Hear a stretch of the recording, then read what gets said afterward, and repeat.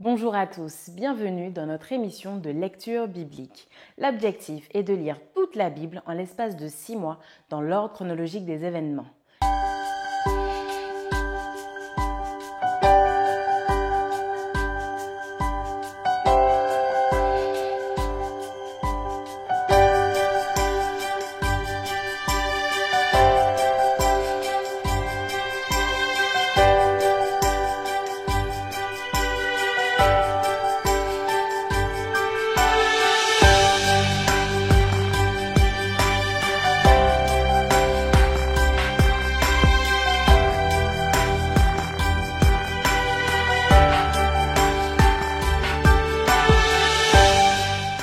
Cette émission vous est proposée par l'Église adventiste du 7e jour d'Évry. Si vous voulez suivre ce plan, vous pouvez cliquer sur le lien dans la description. N'hésitez pas à vous abonner à notre chaîne Évry Adventiste afin de recevoir toutes les nouvelles vidéos de lecture. Restez jusqu'à la fin car nous vous proposerons une méditation concernant le texte du jour. Et n'hésitez pas à poser toutes vos questions dans les commentaires. Aujourd'hui, nous lirons les psaumes 81, 88, 92, 93, ainsi que 1 Chronique du chapitre 7 à 10. Psaume 81. Au chef des chantres sur la guitite d'Asaph. Chantez avec allégresse à Dieu notre force. Poussez des cris de joie vers le Dieu de Jacob. Entonnez des cantiques, faites résonner le tambourin, la harpe mélodieuse et le luth. Sonnez de la trompette à la nouvelle lune, à la pleine lune, au jour de notre fête. Car c'est une loi pour Israël, une ordonnance du Dieu de Jacob. Il en fit un statut pour Joseph quand il marcha contre le pays d'Égypte. J'entends une voix qui m'est inconnue. J'ai déchargé son épaule du fardeau et ses mains ont lâché la corbeille. Tu as crié dans la détresse et je t'ai délivré. Je t'ai répondu dans la retraite du tonnerre. Je t'ai éprouvé près des eaux de Mériba. Écoute mon peuple, et je t'avertirai. Israël, puisses-tu m'écouter? Qu'il n'y ait au milieu de toi point de dieu étranger. Ne te prosterne pas devant des dieux étrangers. Je suis l'Éternel, ton Dieu, qui t'ai fait monter du pays d'Égypte. Ouvre ta bouche et je la remplirai. Mais mon peuple n'a point écouté ma voix, Israël ne m'a point obéi. Alors je les ai livrés au penchant de leur cœur et ils ont suivi leurs propres conseils. Oh, si mon peuple m'écoutait, si Israël marchait dans mes voies, en un instant, je confondrais leurs ennemis, je tournerais ma main contre leurs adversaires. Ceux qui haïssent l'Éternel le flatteraient et le bonheur d'Israël durerait toujours. Je le nourrirai du meilleur froment et je le rassasierai du miel du rocher. Amen. Psaume 88. Cantique, psaume des fils de Corée, au chef des chantres, pour chanter sur la flûte. Cantique d'Éman, l'Izrakhite. Éternel, Dieu de mon salut, je crie jour et nuit devant toi. Que ma prière parvienne en ta présence.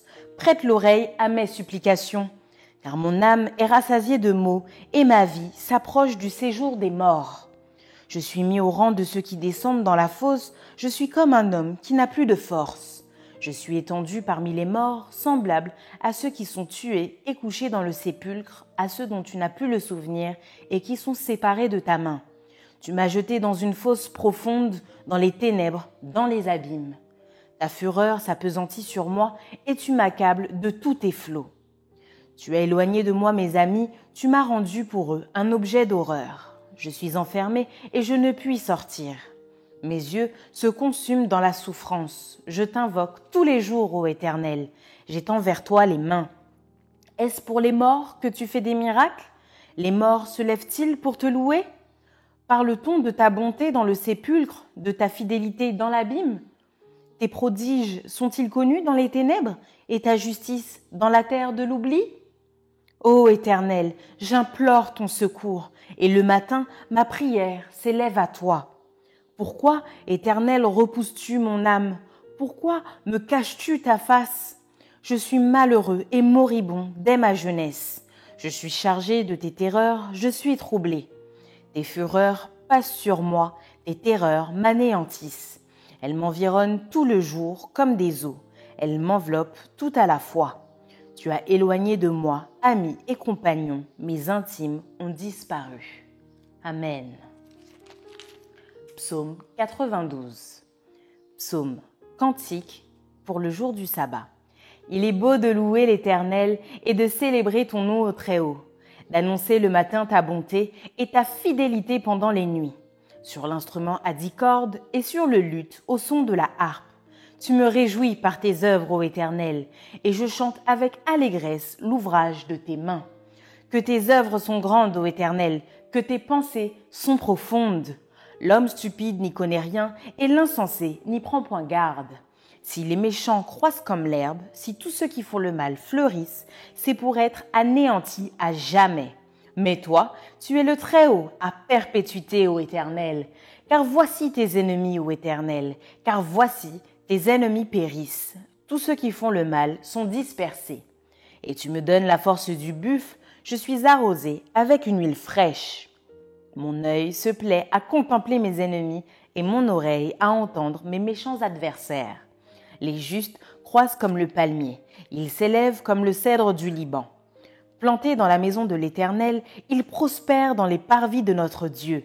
Ils portent encore des fruits dans la vieillesse, ils sont pleins de sève et verdoyants, pour faire connaître que l'Éternel est juste. Il est mon rocher, il n'y a point en lui d'iniquité. Amen. Psaume 93.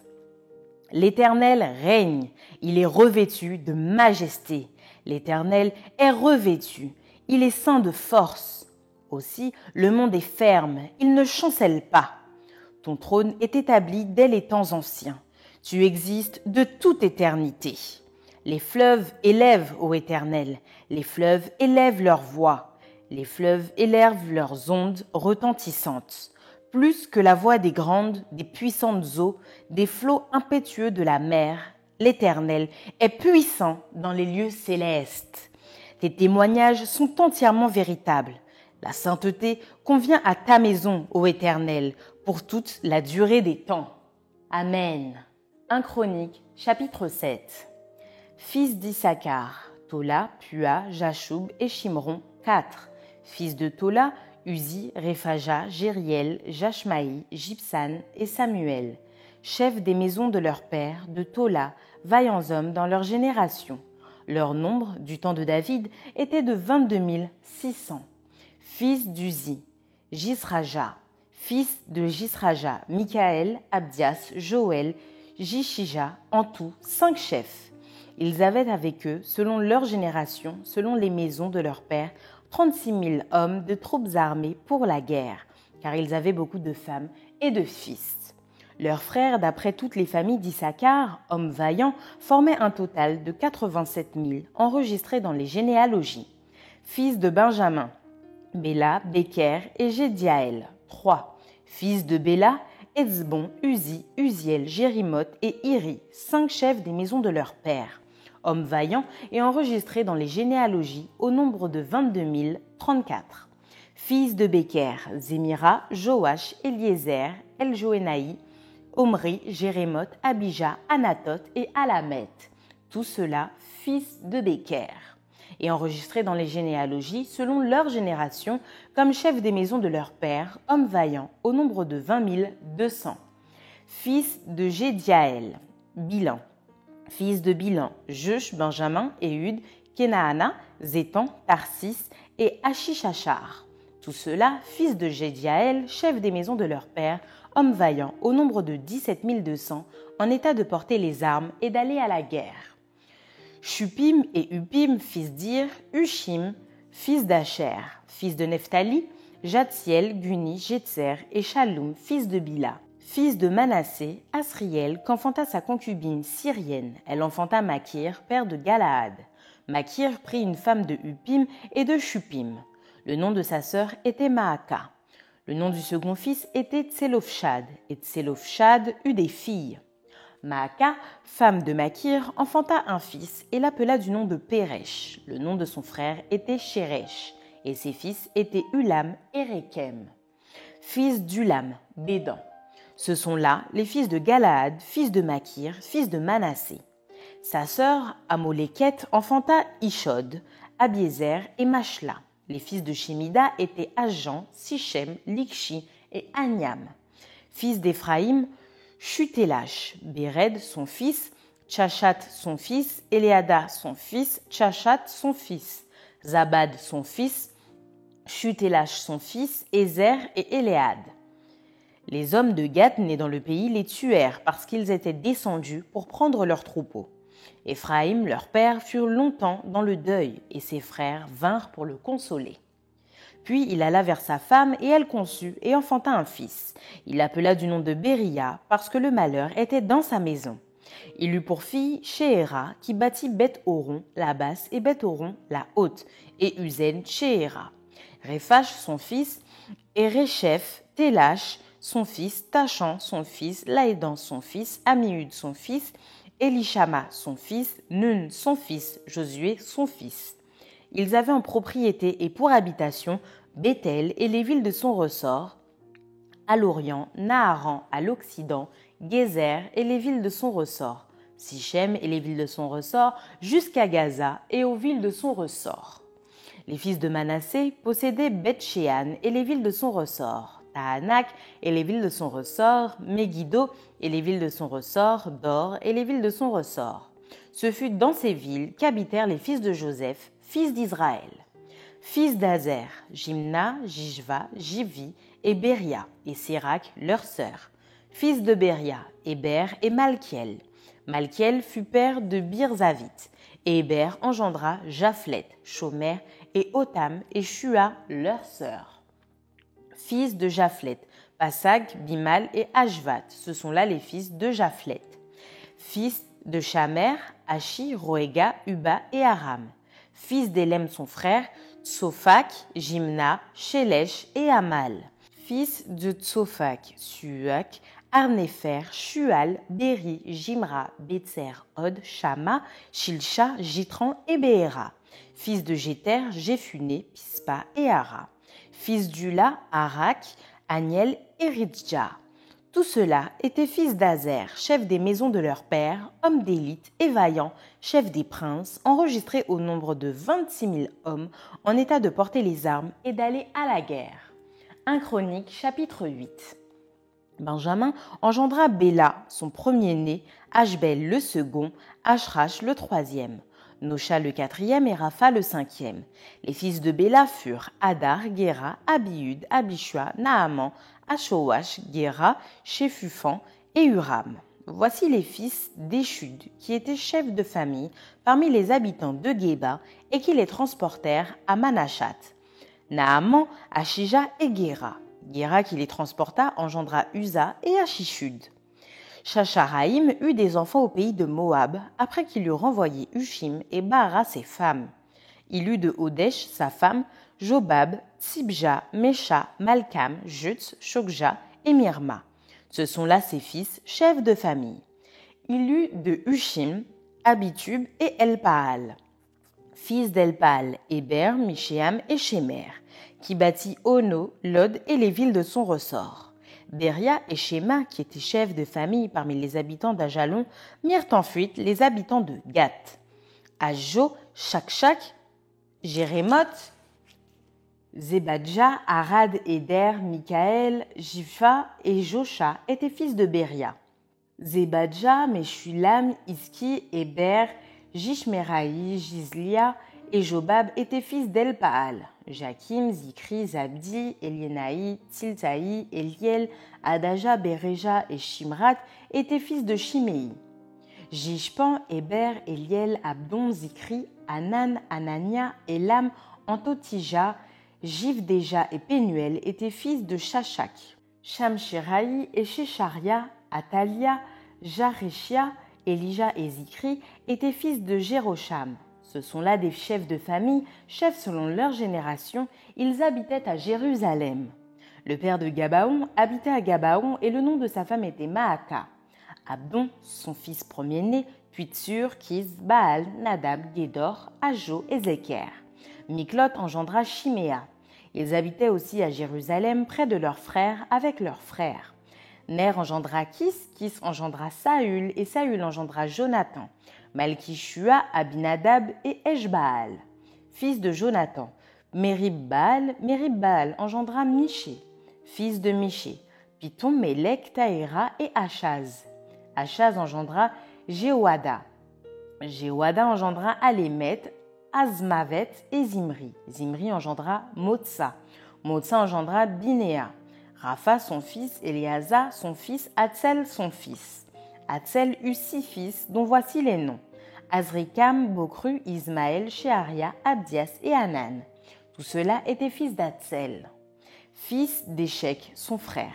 Ulam, son premier-né. Jeush, le second. Et Éliphélet, le troisième.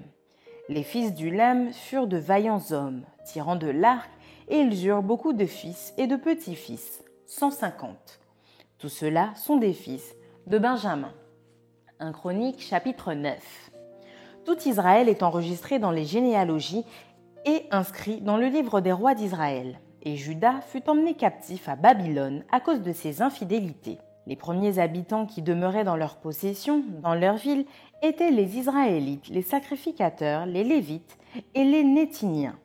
À Jérusalem habitaient des fils de Juda, des fils de Benjamin et des fils d'Éphraïm et de Manassé. Les fils de Péret, fils de Juda, Utaï, fils d'Amiud, fils d'Omri, fils d'Imri, fils de Bani. Des Shilonites, Asaja le premier-né et ses fils. Des fils de Zérak, Jéhuel et ses frères, 690. Des fils de Benjamin, Salu, fils de Meshulam, fils d'Odavia, fils d'Assénua. Jibneja, fils de Jérocham, Éla, fils d'Uzi, fils de Mikri. Meshulam, fils de Jéphatia, fils de Réuel, fils de Jibnija. Et leurs frères, selon leur génération, 956. Tous ces hommes étaient chefs de famille dans les maisons de leurs pères. Des sacrificateurs, Jedaïja, Jéhojarib, Jakin, Azaria, fils de Ilkija, fils de Meshulam, fils de Tsadok, fils de Merajot, fils d'Achitub, prince de la maison de Dieu. Adaja, fils de Jérocham, fils de Pashur, fils de Malkija, Méasaï, fils d'Adiel, fils de Jagzéra, fils de Meshulam, fils de Meshilémite, fils d'Imer, et leurs frères, chefs des maisons de leur père. 1760, hommes vaillants occupés au service de la maison de Dieu. Les Lévites, Shemaïja, fils de Hashub, fils d'Azrikam, fils d'Achabia, des fils de Merari, Bakbakar, Eresh, Galal, Matania, fils de Miché, fils de Zikri, fils d'Azaph. Abdias, fils de Shemaïja, fils de Galal, fils de Jédutin, Bérekia, fils d'Aza, fils d'Elkana, qui habitait dans les villages des Nétophatiens. Et les portiers, Shallum, Akub, Talmon, Achiman et leur frère Shallum étaient le chef. Et jusqu'à présent, il est à la porte du roi, à l'Orient. Ce sont là les portiers pour le camp des fils de Lévi. Shallum, fils de Coré, fils d'Ebiasaph, fils de Coré, et ses frères de la maison de son père, les Coréites, remplissaient les fonctions de gardiens des seuils de la tente. Leur père avait gardé l'entrée du camp de l'Éternel. Et Phinéas, fils d'Éléazar, avait été autrefois leur chef, et l'Éternel était avec lui. Zacharie, fils de Méchélamia, était portier à l'entrée de la tente d'assignation. Ils étaient en tout 212, choisis pour portier des seuils et enregistrés dans les généalogies d'après leur village. David et Samuel, le voyant, les avaient établis dans leurs fonctions. Eux et leurs enfants gardaient les portes de la maison de l'Éternel, de la maison de la tente. Il y avait des portiers aux 4 vents, à l'Orient, à l'Occident, au Nord et au Midi. Leurs frères qui demeuraient dans leur village devaient de temps à autre venir auprès d'eux pendant 7 jours. Car ces 4 chefs des portiers, ces Lévites, étaient toujours en fonction et ils avaient encore la surveillance des chambres et des trésors de la maison de Dieu. Ils passaient la nuit autour de la maison de Dieu dont ils avaient la garde et qu'ils devaient ouvrir chaque matin. Quelques-uns des Lévites prenaient soin des ustensiles du service, qu'ils rentraient en les comptant et sortaient en les comptant. D'autres veillaient sur les ustensiles, sur tous les ustensiles du sanctuaire et sur la fleur de farine, le vin, l'huile, l'encens et les aromates. C'étaient des fils de sacrificateurs qui composaient les parfums aromatiques. Matithia, l'un des Lévites, premier-né de Shallum le Coréite, s'occupait des gâteaux cuits sur la plaque. Et quelques-uns de leurs frères, parmi les Kéatites, étaient chargés de préparer, pour chaque sabbat, les pains de proposition. Ce sont là les chantres, chefs de famille des Lévites, demeurant dans les chambres, exempts des autres fonctions, parce qu'ils étaient à l'œuvre jour et nuit. Ce sont là les chefs de famille des Lévites, chefs selon leur génération. Ils habitaient à Jérusalem.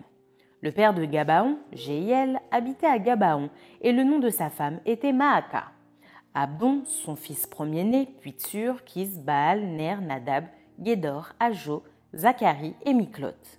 Miklot engendra Shiméam. Ils habitaient aussi à Jérusalem, près de leurs frères, avec leurs frères.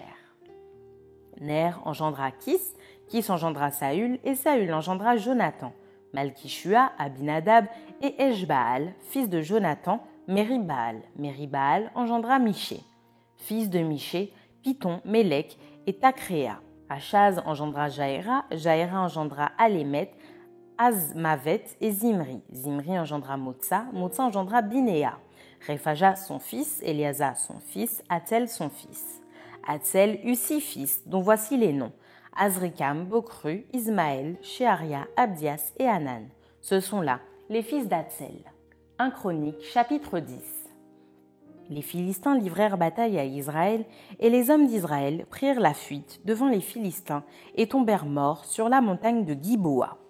Les Philistins poursuivirent Saül et ses fils et tuèrent Jonathan, Abinadab et Malkishua, fils de Saül. L'effort du combat porta sur Saül. Les archers l'atteignirent et le blessèrent. Saül dit alors à celui qui portait ses armes, « Tire ton épée et transperce-moi, de peur que ces incirconcis ne viennent me faire subir leurs outrages. » Celui qui portait ses armes ne voulut pas, car il était saisi de crainte. Et Saül prit son épée et se jeta dessus. Celui qui portait les armes de Saül, le voyant mort, se jeta aussi sur son épée et mourut. Ainsi périrent Saül et ses 3 fils. Et toute sa maison périt en même temps.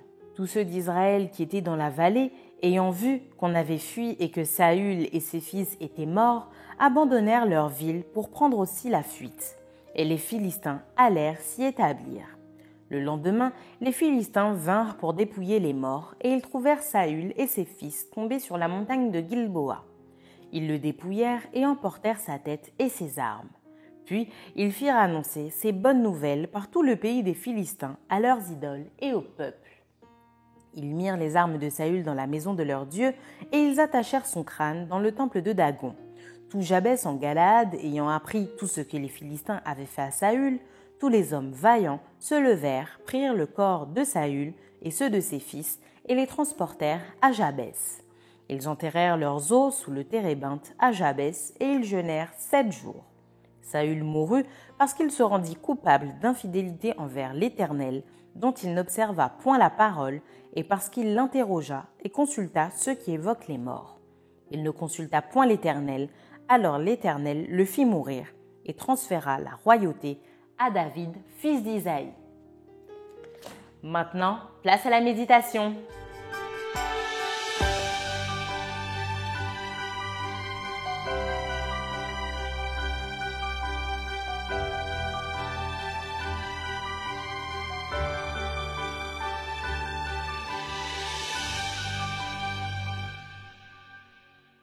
Cette partie des chroniques, c'est un vrai défi quand on le lit et quand on doit faire une méditation dessus.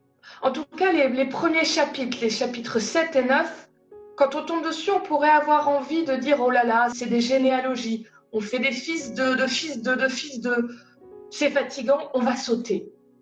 Et je comprends, hein, c'est un peu lourd de lire tous les noms des fils. Mais en même temps, ça aide à améliorer sa prononciation. Mais c'est pas ça le plus important. Le plus important, c'est que quand on fouille dedans, on trouve des choses extrêmement intéressantes. Je vous donne un exemple. Dans les chapitres 7 à 8, je trouve extrêmement intéressant que la Bible soit extrêmement honnête sur ce qui se passe. Par exemple, on nous parle de mariage avec des personnes non juives. On ne le passe pas sous silence, on ne le cache pas sous le tapis. Ça a existé, donc on le dit. On va nous parler aussi du drame familial qu'a vécu Éphraïm, qui a perdu tous ses fils attaqués par les hommes de Gath, parce qu'ils sont descendus à un endroit où ils ne devaient pas aller, ils ont tous été tués. Et on nous dit, Éphraïm a vécu un deuil terrible.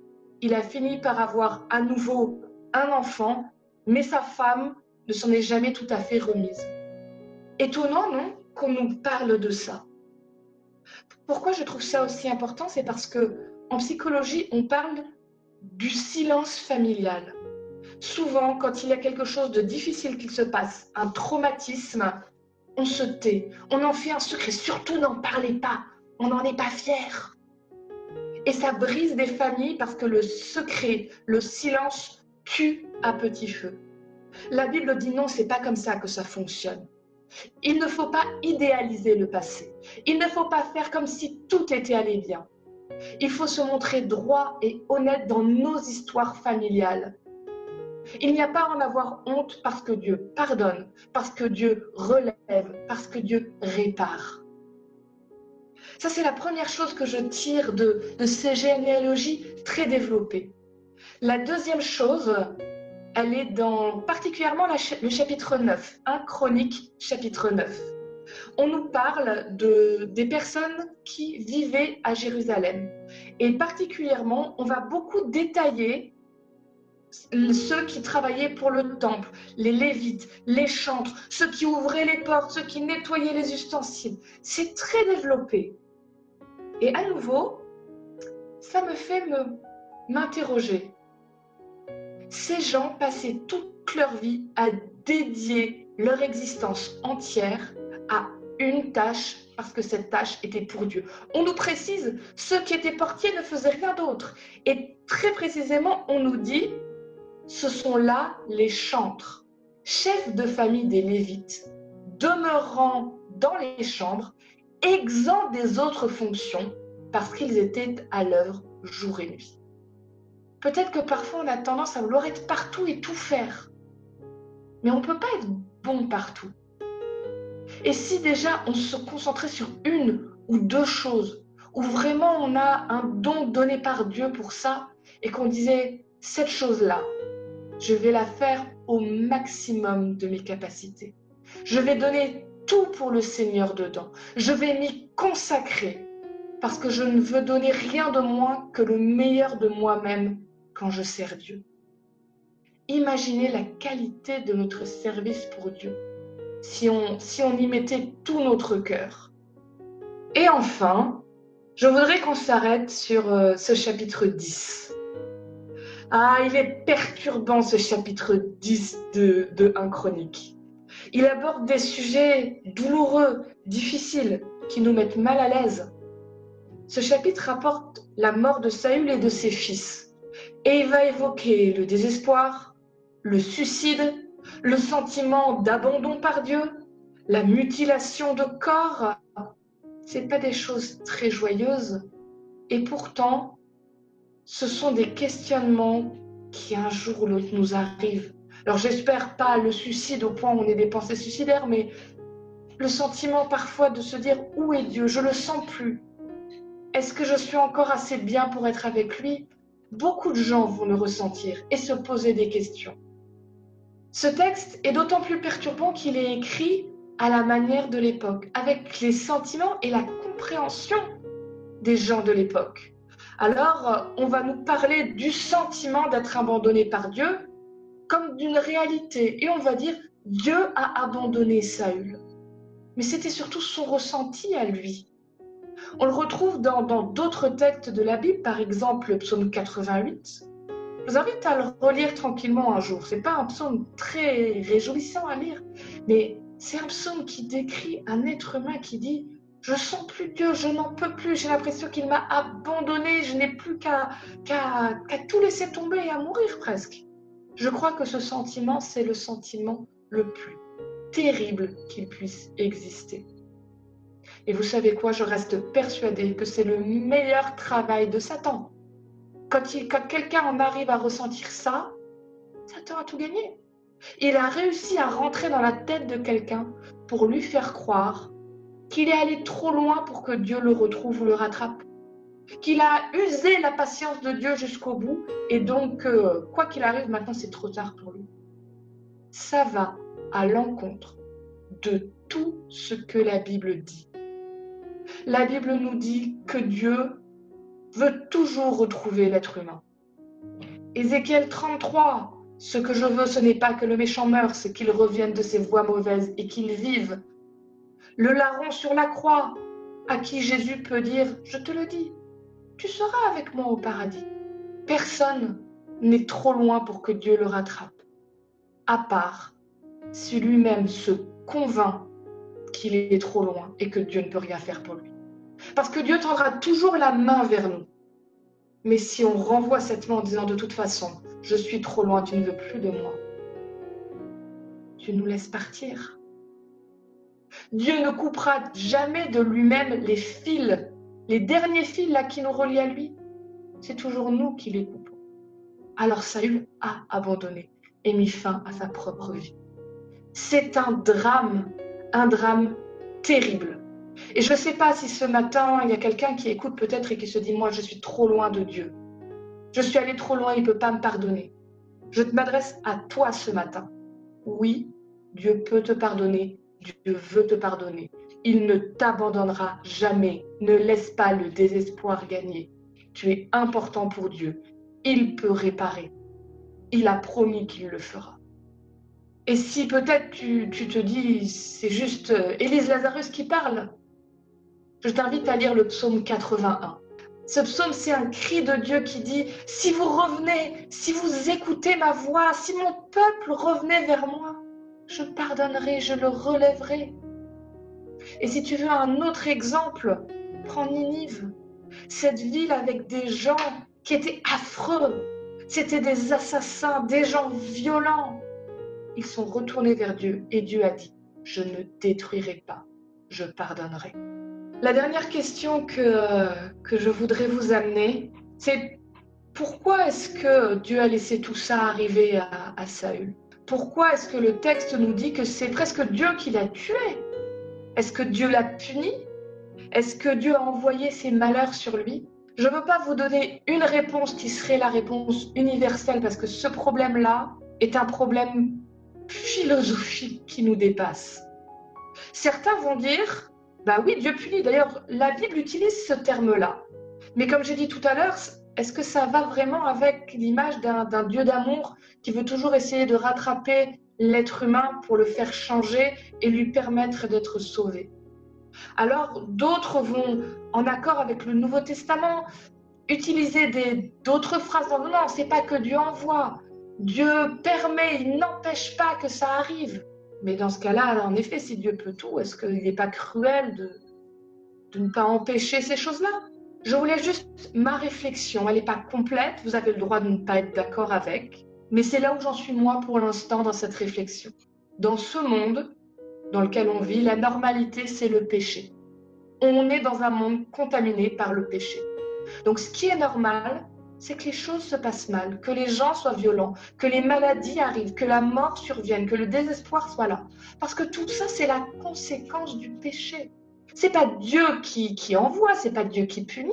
C'est que là où le péché est, le malheur est aussi. Et tout ce qui se passe d'un peu bon dans ce monde, c'est Dieu qui retient les vents du malheur et qui accorde grâce et bénédiction pour que tout ne soit pas perdu.